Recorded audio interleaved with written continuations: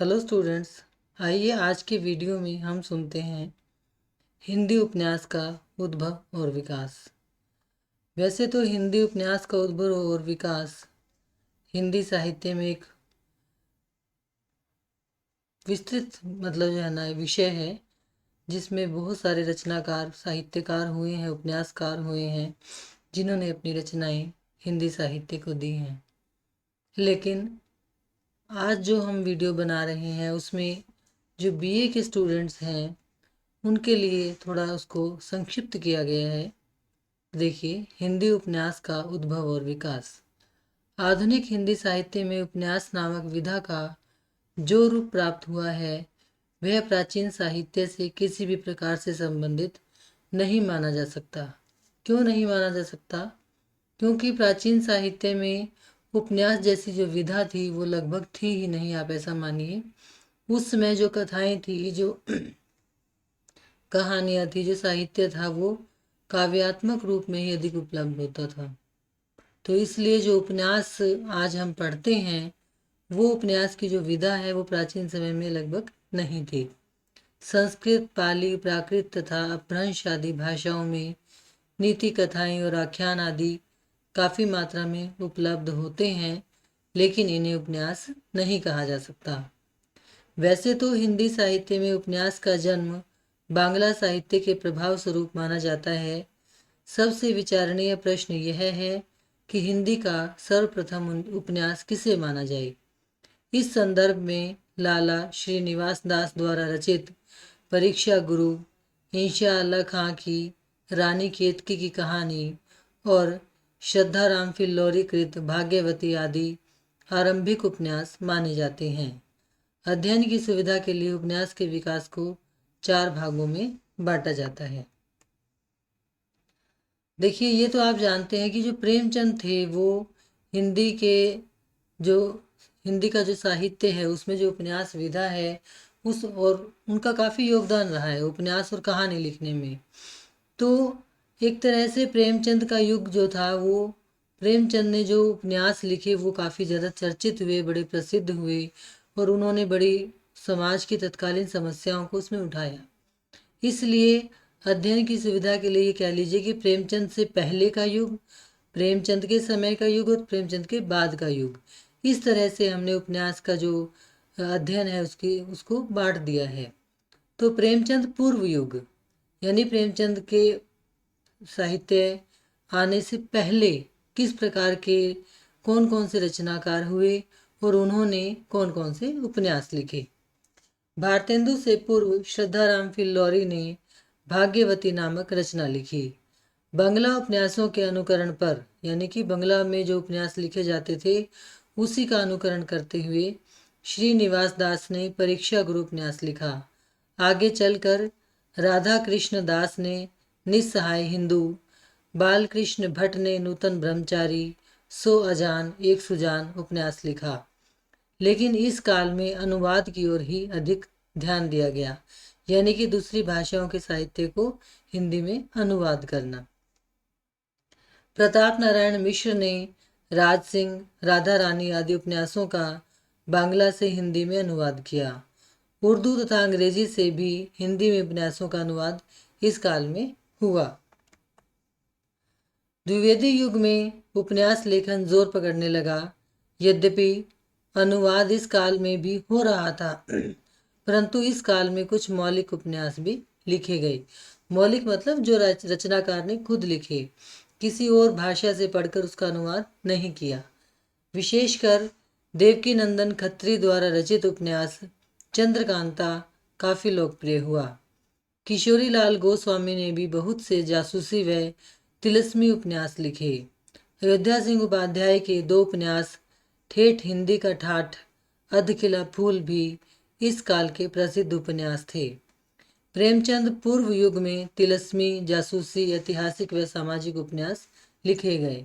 तिलिस्मी होता है जिसमें कोई, आपने अगर चंद्रकांता को टीवी पर देखा हो तो आपने देखा होगा कि कोई वहाँ पर जादू करने वाले या कोई जैसे वो कभी शैतान का रूप धारण कर लेते हैं, कभी दास का रूप धारण कर लेते हैं, वो तिलिस्म करते हैं।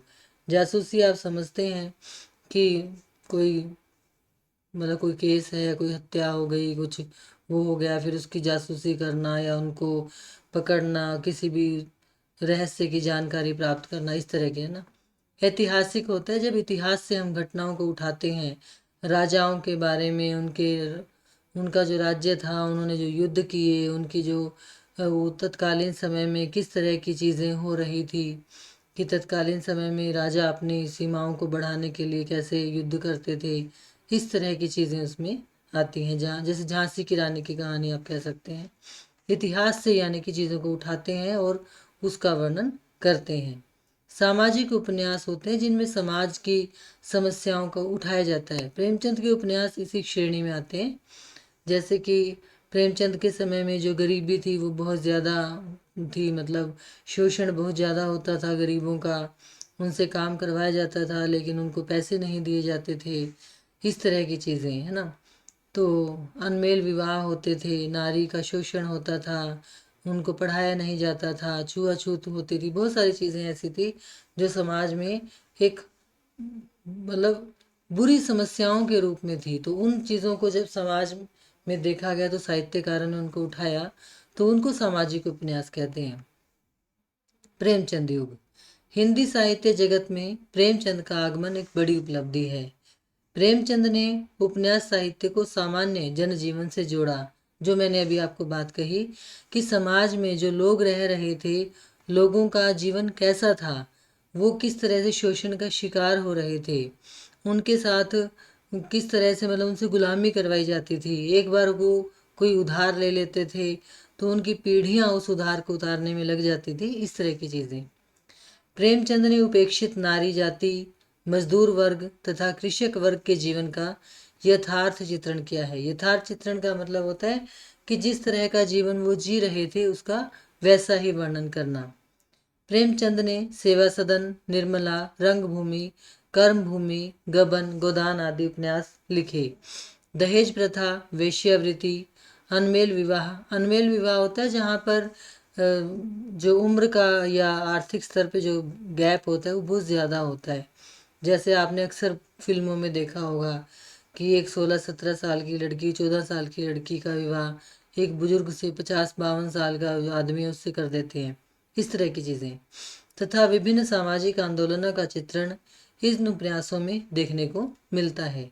सामाजिक आंदोलन थे जैसे कि लोगों को, पहले के समय में छुआछूत थे, जैसे गाँव में जो कुआं होता था, उच्च जाति के लोगों का अलग है, छोटी जाति के लोगों का अलग है, पानी पीने के लिए उनके लिए अलग अलग व्यवस्था है, स्कूल्स में भी ऐसा होता था, मंदिरों में उनका प्रवेश वर्जित था, इस तरह की चीज़ें। तो फिर बहुत सारे सामाजिक आंदोलन हुए जिससे समाज में सुधार आई। तो इन सब का चित्रण आपको प्रेमचंद के उपन्यासों में खूब देखने को मिलता है। गोदान उपन्यास में किसानों की दयनीय स्थिति का इतना मार्मिक चित्रण किया गया है कि इसे आज भी हिंदी साहित्य जगत का श्रेष्ठ उपन्यास माना जाता है। प्रेमचंद युग के अन्य उपन्यासकारों में जयशंकर प्रसाद, वृंदावन लाल वर्मा, सिया राम शरण गुप्त आदि के नाम गिनवाए जा सकते हैं। कंकाल, तितली, इरावती प्रसाद जी के प्रमुख उपन्यास हैं। इन उपन्यासों में लेखक ने समाज के खोखलेपन व ग्रामोत्थान की समस्या को लिया है। झांसी की रानी, कचनार, मृगनयनी, विराटा की पद्मिनी आदि वृंदावन लाल वर्मा के उपन्यास हैं। इस काल में वृंदावन लाल वर्मा के इन ऐतिहासिक उपन्यासों को बहुत सफलता मिली। प्रेमचंदोत्तर युग यानी कि प्रेमचंद के बाद का युग। इस युग में हिंदी उपन्यासों का सर्वाधिक विकास हुआ। इस काल में सामाजिक, ऐतिहासिक, मनोवैज्ञानिक तथा आंचलिक उपन्यास लिखे गए। सामाजिक और ऐतिहासिक के बारे में हम पहले भी बात कर चुके हैं। मनोवैज्ञानिक होता है जब किसी व्यक्ति का, किसी जो पात्र वहाँ होते हैं उनका जो उनकी जो मनोस्थिति है, जैसे मान लीजिए कोई गरीब व्यक्ति है, वो गरीब व्यक्ति शोषण का शिकार है, उसके घर में खाने के लिए रोटी नहीं है, 2 वक्त की रोटी वो जुटा नहीं पाता है, बड़ा परिवार है, बच्चे भूखे सोते हैं, तो ऐसी स्थिति में उसके मन पर क्या बीतती है, वो किस तरह से अपने मन से लड़ता है, समाज से लड़ता है। आंचलिक उपन्यास होते हैं जब एक विशेष अंचल यानी एक विशेष जो एरिया होता है, जो जैसे रीजनल आप उसको कह सकते हैं कि विशेष अंचल का उनमें चित्रण होता है, वहाँ के जीवन का, वहाँ के उत्सव, वहाँ के त्योहार, वहाँ का रहन सहन, उनका खाना पीना, उनका जीवन कैसा है, इस तरह की चीज़ें आंचलिक उपन्यासों में मिलती हैं। आचार्य चतुर्सेन शास्त्री इस युग के प्रसिद्ध उपन्यासकार हैं। दिल्ली का दलाल, बुधवा की बेटी इनके प्रसिद्ध उपन्यास हैं। भगवती चरण वर्मा ने चित्रलेखा उपन्यास लिखकर हिंदी उपन्यासों को नई दिशा दी। धीरे धीरे मनोविश्लेषणात्मक उपन्यासों का आरंभ हुआ। इस प्रकार के उपन्यासों में इला चंद्र जोशी के लज्जा, प्रेत और छाया, पर्दे की रानी आदि उल्लेखनीय हैं। इस परंपरा को आगे बढ़ाते हुए जैनेन्द्र कुमार ने सुनीता, कल्याणी, त्यागपत्र जैसे उपन्यास लिखे। मनोवैज्ञानिक उपन्यासों में अज्ञे द्वारा रचित शेखर एक जीवनी का भी अपना विशिष्ट महत्व है। इस काल में मार्क्सवादी चिंतन पर आधारित उपन्यास भी लिखे गए। दादा कामरेड, दिव्या, झूठा सच, देशद्रोही आदि यशपाल द्वारा रचित प्रगतिवादी उपन्यास हैं। इनके अतिरिक्त अश्क, रांगे राघव, अमृत राय आदि उपन्यासकार भी उल्लेखनीय हैं। गिरती दीवारें, गर्म राख आदि अश्क जी के प्रसिद्ध उपन्यास हैं। आंचलिक उपन्यास भी इस काल में ही लिखे गए। पृथ्वी के किसी भी पिछड़े हुए भूभाग या जनपद की समस्याओं पर आधारित ये उपन्यास हिंदी साहित्य में अपना विशिष्ट महत्व रखते हैं। फणीश्वर नाथ रेणु का मैला आंचल तथा परती परिकथा बहुत ही महत्वपूर्ण आंचलिक उपन्यास हैं। इनके अतिरिक्त नागार्जुन, रांगे राघव, अमृतलाल नागर आदि उपन्यासकार प्रसिद्ध आंचलिक उपन्यासकार हैं। आधुनिक युग। स्वतंत्रता प्राप्ति के बाद उपन्यास लेखन में बहुत वृद्धि हुई। नई पीढ़ी के उपन्यासकारों में मोहन राकेश, राजेंद्र यादव, कमलेश्वर, धर्मवीर भारती, निर्मल वर्मा, श्रीकांत वर्मा, मनु भंडारी आदि के नाम लिए जा सकते हैं। मोहन राकेश का अंधेरे बंद कमरे, राजेंद्र यादव का उखड़े हुए लोग, धर्मवीर भारती का गुनाहों का देवता इस काल के प्रसिद्ध उपन्यास हैं। इनके अतिरिक्त भीष्म साहनी, गिरिराज किशोर, रमेश बख्शी आदि भी इस युग के महत्वपूर्ण उपन्यासकार हैं। हिंदी का वर्तमान उपन्यास साहित्य और भी अनेक नवीन विषयों को लेकर आगे बढ़ रहा है। कहीं कहीं अति यथार्थवादिता या प्रयोगशीलता के नाम पर कुछ साहित्यकार विषय से भी भटक भी रहे हैं, परंतु फिर भी हिंदी साहित्य के उपन्यास विधा का भविष्य काफ़ी उज्जवल है। तो बच्चों, ये था प्रश्न हिंदी साहित्य में उपन्यास का उद्भव और विकास। वैसे तो बहुत, मैंने पहले भी कहा है कि बहुत विशाल है, बहुत सारे रचनाकार हैं, बहुत सारे उपन्यासकार हैं और उनकी बहुत सारी पुस्तकें हैं, और उनका सारा विवरण हम इस प्रश्न में नहीं कर पाएंगे क्योंकि बहुत बड़ा हो जाएगा। इसलिए इतना ही। धन्यवाद।